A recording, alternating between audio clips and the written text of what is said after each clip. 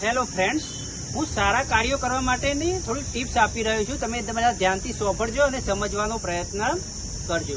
ઘરડા માણસો પહેલાના જમાનામાં એક કહેવત હતી કે જેવું અન્ન તેવું મન.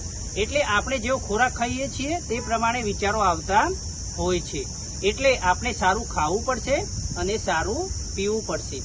અત્યારના જમાનામાં આપણે જેવું જોઈએ છીએ તેવું વિચારીએ છીએ, જેવું વિચારીએ છીએ તેવું બોલીએ છીએ, જેવું બોલીએ છીએ તેવું કાર્ય કરીએ છીએ અને જેવું કાર્ય કરીએ તે પ્રમાણે આપણું કર્મ બંધાય છે અને ભગવાન આપણને ફળ આપતા હોઈએ છીએ. એટલે આપણે હવેથી સારું જોવું પડશે, સારું વિચારવું પડશે, સારું બોલવું પડશે, સારું ખાવું પડશે, સારું પીવું પડશે, સારું સાંભળવું પડશે અને સારું લખવું પડશે. આપણે 6-7 વસ્તુઓ ધ્યાન રાખીને કોઈ પણ કાર્ય કરીશું તો 100% આપણે સારા કાર્યો કરી શકીશું અને ભગવાન પણ આપણને સારું ફળ આપશે. હવે આ વિડીયો જેને સારો લાગ્યો હોય તો લાઈક અને શેર કરવાનું ભૂલશો નહીં. જય હિન્દ, જય ભારત.